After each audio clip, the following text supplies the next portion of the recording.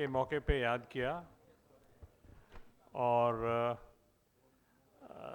Organisers इस बात को मानेंगे कि उनको इनवाइट करने की ज़रूरत भी नहीं पड़ी। उन्होंने सिर्फ खबर किया था कि ऐसा है और हम करेंगे, और हमने वो हाँ कहा था।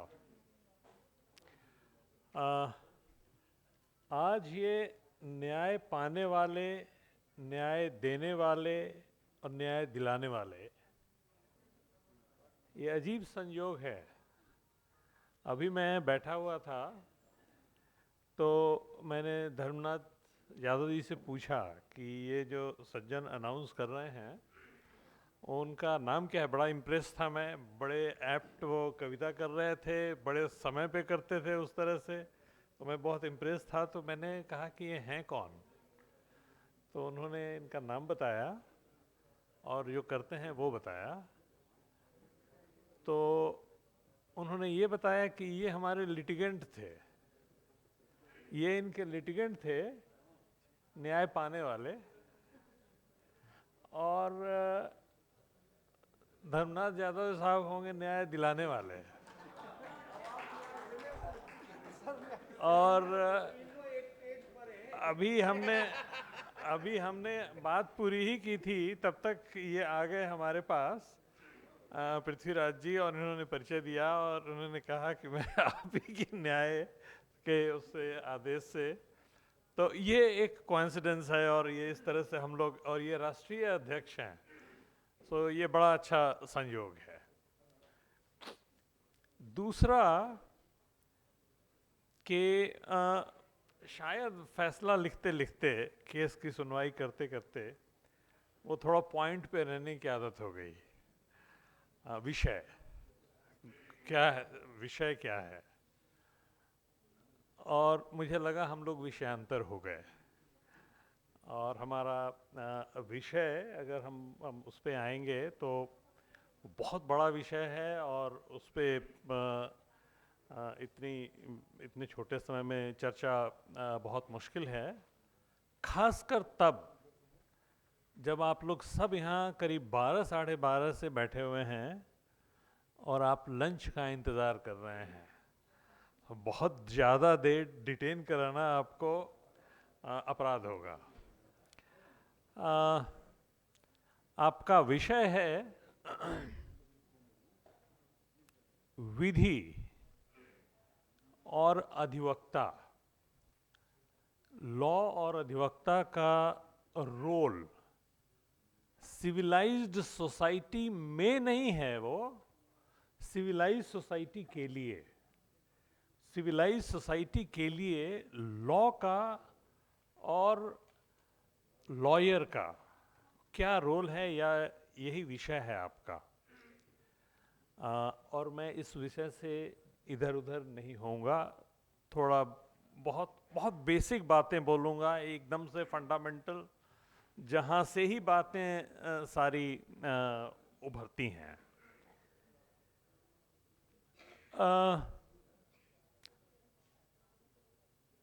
लॉ क्यों? इसका सबसे अच्छा एग्जाम्पल है ट्रैफिक लाइट्स। ट्रैफिक लाइट्स का काम क्या होता है? वो हर तरह के सिचुएशन को, ट्रैफिक को कंट्रोल करता है। आप उसको फॉलो करते हैं, आप अगर वायलेट करते हैं तो उस पर कोई जुर्माना होता है। तो अगर संख्या छोटी हो, एक जगह, एक टापू में 150 लोग रहते हों, आपस में वो अपना कुछ बना भी लेते हों, खा लेते हों, आपस में लड़ाई नहीं होती हो, कुछ उपजा लिया, वो कर लिया, तो ये कोई लॉ की ज़रूरत नहीं है आपस में। लेकिन अगर जनसंख्या बहुत बड़ी हो,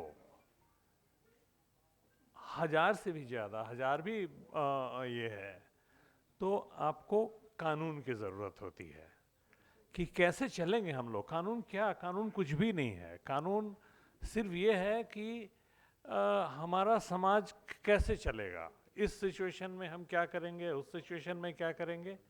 लॉ यही है। तो लॉ बनता है, तो कौन बनाएगा लॉ? तो लॉ बनाएगा वो एक हम चुन लेंगे कि ये हमारे रहेंगे लोग, ये लॉ बनाएंगे।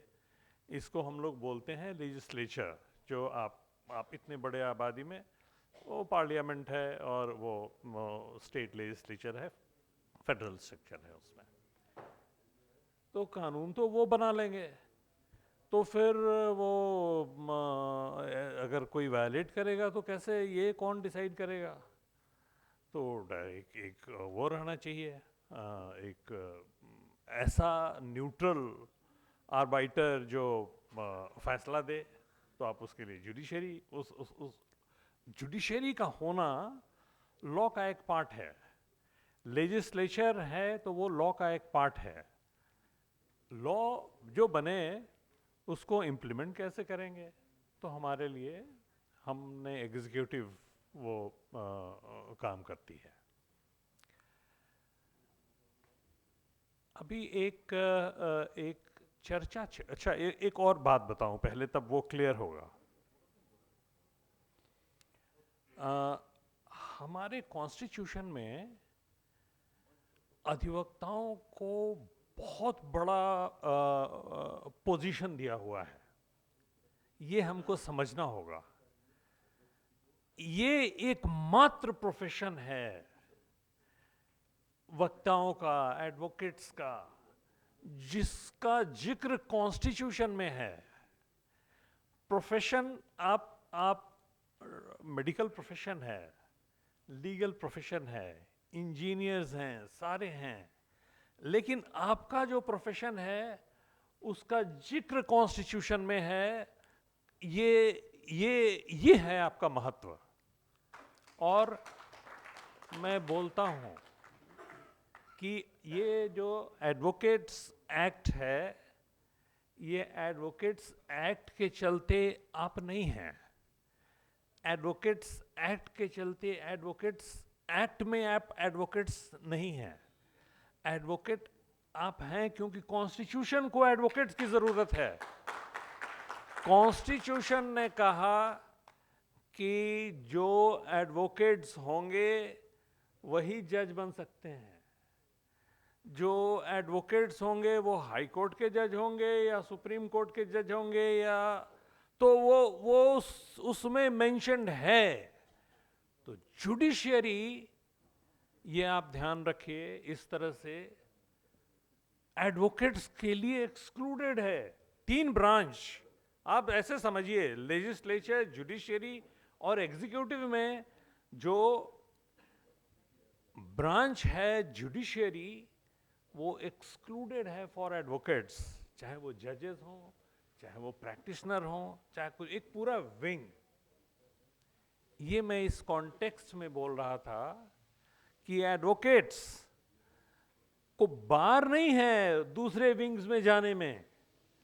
एग्जीक्यूटिव में और लेजिस्लेचर में जाने में कोई बार नहीं है। वो डिस्क्वालिफाइड नहीं है, वो वहां भी जा सकते हैं, वो वहां भी जा सकते हैं, वो मिनिस्टर भी हो सकते हैं, वो लेजिस्लेचर्स भी हो सकते हैं, कंटेस्ट करेंगे। ये मैं इस परिप्रेक्ष्य में बोल रहा था कि मैं धर्मनाथ यादव जी के उस वक्तव्य से थोड़ा मैं अग्री नहीं करता हूं, मैं डिसएग्री करता हूं कि पार्लियामेंट में उसमें हमारा कोई रिजर्वेशन हो, इसकी कोई ज़रूरत नहीं है। हम लोग कॉन्स्टिट्यूशनली रिकॉग्नाइज्ड हैं, हम लोग इलेक्ट हो सकते हैं। और मैं तो कहूँगा, अभी आदित्य ने बहुत अच्छी बात कही कि राजेंद्र प्रसाद एडवोकेट थे। आज़ादी की लड़ाई में मैक्सिमम जो लोग हैं वो एडवोकेट्स थे। एडवोकेट्स पार्लियामेंट में भी और स्टेट लेजिस्लेचर में बहुत रहे हैं।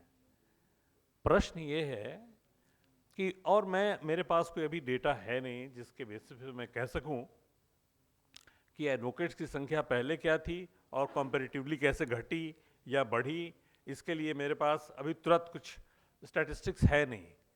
लेकिन अगर घटी है संख्या, तो हम लोगों को ये सोचना होगा क्यों।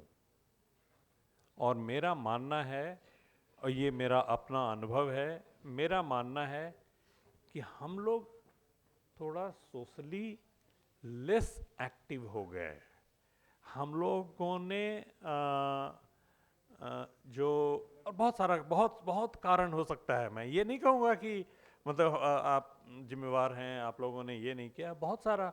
मैंने हर स्टेज, जिस दिन मैं लॉयर बना, मेरी फैमिली में कोई नहीं था, स्ट्रगल करता था, तो आसान नहीं होता है सोशली एक्टिव होना। और दूसरा ग्रुप एक एक है कि टॉप के लॉयर्स बहुत अर्न कर रहे हैं, दे डोंट हैव टाइम कि सोशली एक्टिव हो सके उतने समय में, तो वो कमा लेंगे। और तो ये दो एक्सट्रीम क्लासेस हो गए जो सोशली एक्टिव नहीं रह पाए अपने अपने सर्कमस्टांसेस से। तीसरा बीच का ग्रुप जो स्ट्रगल के पोजीशन को पार कर चुका है, फिर वो अपना काम कर रहा है, फिर बट वो उसको टॉप पे पहुंचना या कुछ है, तो किसी भी तरह से वो हम प्रोफेशन पे ज़्यादा कन्फाइन किए, सोशली एक्टिव नहीं हुए। ये एक रीज़न हो सकता है जिसके चलते हमारा रिप्रेजेंटेशन वहाँ नहीं हो। अगर नहीं तो ये सही है कि लेजिस्लेशन एक बहुत इम्पॉर्टेंट काम है, और उसमें वैसे लोग जिनको लॉ की जानकारी हो, उनका रहना अच्छा है, ज़रूरी भी है और अच्छा भी है। लेकिन उसमें हर वो अपने अपनी कॉम्पिटेंस से, अपने सोशल सर्विस के थ्रू भी वो जा सकते हैं उस हाउस में। और मैं तो ये अपील करूंगा, और सभी लॉयर से, अभी मैं आदित्य से बात कर रहा था, मैं उससे पूछ रहा था कि क्या क्या पटना में करते हो, कैसे कैसे क्या होता है। मैंने एक बात कही एंड ही इज़ डूइंग, और मैं ये सबों को कहूँगा कि थोड़ा थोड़ा वो आप सोशल वर्क जरूर करें अपने स्तर पर, छोटा मोटा। कभी आपके बगल में कोई एक स्लम होगा, कभी कोई आप देखते होंगे ट्रांसजेंडर पर्सन्स होते हैं, कभी कोई गरीब परिवार है कभी किसी का कोई अधिकार नहीं मिल रहा है सिर्फ इसलिए कि उसको जानकारी नहीं है या फिर वो ऑफिसर को अप्रोच नहीं कर रहा है। तो थोड़ा थोड़ा जॉइंट एफर्ट और अपने आप से भी एफर्ट जो है वो अधिवक्ताओं को करना चाहिए, ये मेरी सलाह है। तो मैं ये कर रहा था, फिर मैं उस पर आऊँ कि लॉ क्यों। तो लॉ में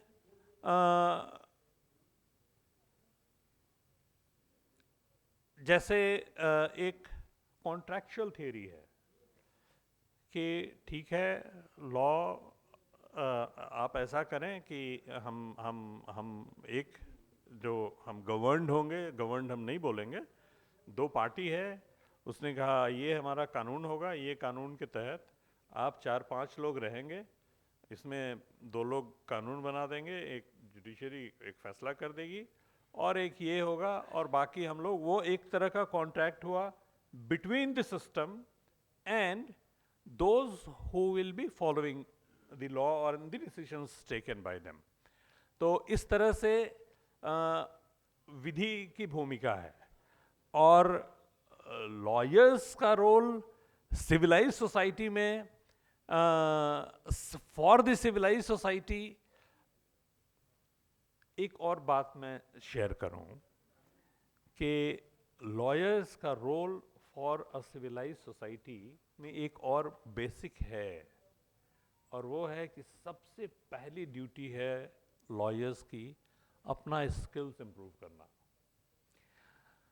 अपना स्किल्स नॉलेज के टर्म्स में, इफिशिएंसी के टर्म्स में, प्रोडक्टिविटी के टर्म्स में, वो बराबर वो स्किल डेवलपमेंट आपका खुद का रेगुलर बेसिस पे होते रहना चाहिए, ये बहुत ज़रूरी है। और लॉयर्स का ही नहीं, जजेस का भी, जो लोग भी हैं वो स्किल बहुत। तो जब आप लॉयर्स की बात कर रहे हैं तो हम इसलिए हमने लॉयर्स को कहा कि वो तो जब आप स्किल डेवलप करते हैं तो फिर फॉर द सिविलाइज सोसाइटी, तो यू आर अ क्लास जो किस चीज से जुड़ा हुआ है आज के दिन में कॉन्स्टिट्यूशनल स्कीम में, जुडिशियल फंक्शन से, as a class judicial function से जुड़ा हुआ है। तो आप पहले तो बताएंगे किसी को कि ये आपका अधिकार है, या अगर कोई किसी के आपस में झगड़ा हुआ है तो बताएंगे कि ये इस ऐसे सॉल्व किया जा सकता है। तो हम पहली बात बोल रहे हैं लीगल लिटरेसी। लीगल लिटरेसी वो लॉयर्स को ये एक अंडरटेक करना चाहिए एक्सरसाइज अपने पार्ट पे, कि जो लोग कानूनी उससे नहीं किसी भी तरह से अपने अधिकार के बारे में नहीं जानते हैं। और मैं तो बताता हूँ आपको कि मैं 12 साल के करीब जज था पटना हाई कोर्ट में, और करीब मैं 10 या 11 महीने के लिए वो लीगल सर्विस अथॉरिटी एक होती है, स्टेट लीगल सर्विस अथॉरिटी, उसका एग्जीक्यूटिव चेयरमैन था। उसके बाद चीफ जस्टिस हुआ, रिटायर किया। मैंने अपने करियर में वो जितना सेटिस्फैक्शन उसमें मिला executive chairman legal service authority, उतना सेटिस्फैक्शन हमको कहीं किसी काम से नहीं मिला। क्योंकि उस टाइम में मैंने अपना जो पूरा तंत्र था उसको चाहा एक्टिवेट करने के लिए इसी लाइंस पे, जैसे मैंने कहा स्लम चिल्ड्रन, हमने अपने डिस्ट्रिक्ट्स में, डिस्ट्रिक्ट जज ऑफ कोर्स मेरा वो पोजीशन था तो उसके चलते, और हमारा काम भी है वो लीगल सर्विस अथॉरिटी का, तो वो स्लम्स में जुडिशियल ऑफिसर्स ने डिस्ट्रिक्ट वाइज वो स्लम से बच्चों को उठाया, उनको उनका स्कूल में दाखिला दिलवाया, प्राइवेट स्कूल्स में दाखिला दिलवाया, और दाखिला दिलवा के, और मैं बताता हूँ कि एक मैंने व्हाट्सएप ग्रुप बनाया हुआ था, व्हाट्सएप ग्रुप में मैं रहता था, और एवरी मॉर्निंग मैं उनको एक अच्छा सा कोई मैसेज करता था, सारे लोग जितने लोग जुड़े हुए होते हैं, और मैं इस जैसे एक एग्जांपल दिया स्लम चिल्ड्रन का, तो वो लोग हमारे पास वो फोटो भेजते थे, उनका फोटोग्राफ्स, कि वो लड़का जो अभी स्लम में था, जो कुछ नहीं करता था, वो टाई पैंट और बैग लेकर वो स्कूल में गया हुआ है, और वो जुडिशियल ऑफिसर वो प्रिंसिपल से भी पूछता रहेगा कि ये बच्चा कैसा कर रहा है। एंड हमने उस प्रिंसिपल को लिबर्टी दिया हुआ था, जिस स्कूल में 30 स्कूल 40 स्कूल जितने भी हैं, प्रिंसिपल को लिबर्टी था कि वो जब चाहे वो डायरेक्टली हमको फ़ोन करके बात कर सकता है उस बच्चे के परफॉर्मेंस के लिए। ये बहुत छोटी बात है, ये बहुत छोटी बात है, और इस चीज़ को आप अपने स्तर पर कहीं से भी टेकअप कर सकते हैं। जैसे अगर कोई है तो आप वहाँ का जो लीगल सर्विस अथॉरिटी है जो अप्रोच करके, तो ये एक हुआ। आपको एक और मैं बताता हूँ, वो ट्रांसजेंडर्स, आप लोग सोच नहीं सकते हैं कि किस सिचुएशन में वो लोग होते हैं सोशली। आप अगर कहते हैं रिजर्वेशन, खैर उनके लिए तो अब सुप्रीम कोर्ट के डायरेक्शन से ये हुआ, लेकिन मतलब वो एकदम आउटकास्ट हैं, वो हम एकदम अलग हैं, और हमने एक उनके लिए बोल रहा हूँ, वो पीरियड जब मैं एग्जीक्यूटिव चेयरमैन था, मैंने उनके लिए एक स्कीम बनाया, और स्कीम का नाम दिया हमने सितारा। वो सितारा तो सोशल इंटीग्रेशन ऑफ ट्रांसजेंडर्स ऐसे करके एंड देयर रिहेबिलिटेशन, ये इट वाज सितारा स्कीम अभी भी वहाँ ये है। तो ये सब छोटी छोटी आपको सामने नजर आएंगी बहुत सारी चीज़ें, कि ये कोई बच्चा अगर रोड पे, और एक बच्चा जो स्लम में रहता है और दूसरा बच्चा जो राजघराने में पैदा हुआ है, वो सोसाइटी के लिए आप नहीं जानते हैं कि आगे चल के कौन कितना यूजफुल हो सकता है।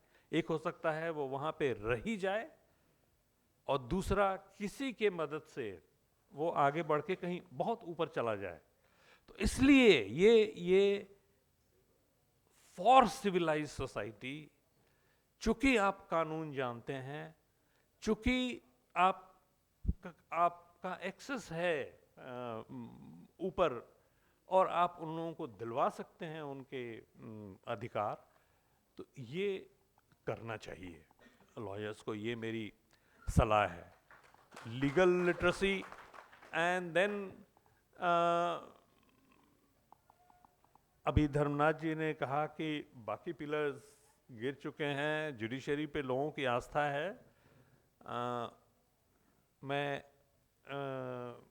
मैंने कभी कमेंट नहीं किया आज तक जुडिशरी पे या किसी पे, और मैं अभी भी वो उस मर्यादा को निभाऊंगा। अगर लोगों की आस्था सच में है जुडिशरी पे, तो लोगों की आस्था वकीलों में भी है। ऐसा नहीं है,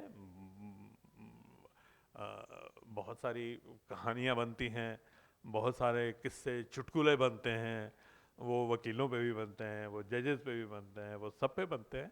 बट अगर आस्था है जुडिशरी पे, तो वो उसमें और वो मैंने बताया, जुडिशरी कोई अलग नहीं है, आप ही हैं, आप ही वहाँ हैं। कल वहाँ चले जाएंगे। वो अविनाश के बारे में ये बता रहे थे अभी, वो हाँ, ये बहुत अच्छा एग्जाम्पल है। अभी जो अग्रवाल साहब ने बताया, ये बड़ा एग्जाम्पल अच्छा है। इन्होंने कहा कि ये तो आगे बढ़ेगा, या फिर वो मेरे लाइन पे जाएगा, या फिर जो लॉ भूमिका जो है, वो भूमिका या तो जज या फिर लॉ मेकर, तो वो लॉ मेकर, वो लेजिस्लेचर, तो उसमें जरूर जाना चाहिए। और वो तब तक नहीं होगा जब तक हम लोग अपने को सिर्फ उसी में कन्फाइन किए रहें कि ये हमारा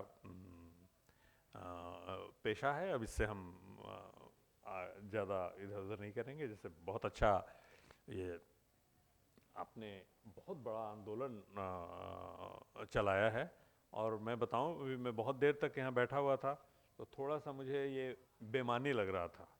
बेमानी मीन्स न्याय देने वाले, दिलाने वाले, समस्याओं का समाधान, ये what kind of this body, तो थोड़ी सेरेमनी बना रखा था। लेकिन ये तो मुझे समझ में डिस्कशंस के बाद आया कि ये तो बड़ा अच्छा है। ये एक है कि न्याय दिलाने और न्याय पाने वाला तो सेंटर पे है, बाकी सब तो उसके पेरिफेरी में है, न्याय दिलाने वाले। और उसमें तो एक ऑर्गेनाइजेशन जो तीनों के वेलफेयर के लिए हो, वो सच में बहुत अच्छी सूझ है। मैं इसका बहुत बहुत धन्यवाद करता हूँ, और मुझे बुलाया आप लोगों ने, इसके लिए मैं फिर से आप सबों का धन्यवाद करता हूँ। Thank you. बहुत बहुत आभार। सर ने घंटों समय दिया, तो अखिल भारतीय अधिवक्ता कल्याण समिति इसके लिए शुक्रगुजार है। और आपले से जी सर, क्षमा याचना के साथ जिन डिस्टिंग्विश्ड गेस्ट को हमने और बुलाया है, और मुख्य अतिथि को इससे ज़्यादा अब हम प्रताड़ित नहीं कर सकते रोक करके, इसलिए हमें बुलवाना पड़ा। मैंने आग्रह किया है अपने उद्घोषक महोदय से कि जिन लोगों को हमको उनके सामने बुलवा कर कुछ बीच में विचार करना था, हमारे सामने बैठे हुए हैं प्रदीप बाबू, इलाहाबाद हाई कोर्ट के बड़े वकील, हमारे सामने बैठे हुए हैं एमएल साहब, हमारे संविधान विशेषज्ञ बैठे हुए हैं बगल में कुशवाहा साहब। लोगों को हम नहीं बुलवा सके, तो हमने आग्रह किया इनसे कि आप जो है सो कम से कम एक काम करा दीजिए, और हुजूर 5 मिनट का समय और देंगे, इन लोगों को सम्मानित करा दीजिए सर से, मुख्य अतिथि से। और फिर उसके बाद हमारा ये बंद नहीं हो रहा है, हम थोड़ा सा ब्रेक कर रहे हैं, ब्रेक नाश्ता के लिए, और उसके बाद हम कंटिन्यू करेंगे, इसको समाप्त करेंगे हम 5:30 बजे तक चलाएंगे।